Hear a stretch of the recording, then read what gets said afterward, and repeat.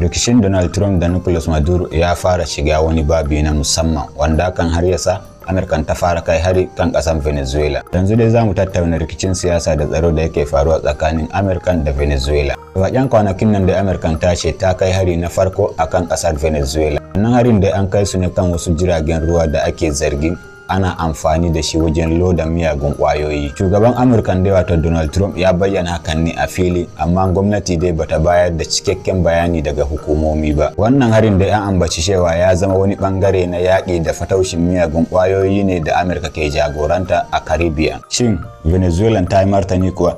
To dai ga abin da shugaban ya ce. Shugaban Venezuela Nicolas Maduro ya bayyana cewa kasar ta shirya yin tattaunawa da Amurka kan batun yaƙi da fataushin miyagun ƙwayoyi da kuma yiwuwar zuba jari a harkar mai. Ya ƙara da cewa Venezuela a shirye take da tattaunawa a ko da yaushe a ko ina idan Amurka na son hakan. Sai dai shugaban na Venezuela da Nicolas Maduro bai yi bayani akan rahoton harin da Amurka ta yi ba. Takunkumi da matakan tattalin arziki kuwa Amurka ta kuma ƙaƙaba sabbin takunkumi kan kamfanoni 4 na mai da wasu tankunan mai 4 inda aka hana su duk wani amfani da kadarorin Amurka a yayin wannan matsin lamba wajen takaita kudaden shiga Venezuela. Wannan lamarin dai na nuni da cewa Amurka ba da iya karfin soji kawai suke amfani ba, har ma da tattalin arziki. Ga tasirin da hakan ya haifar a Venezuela.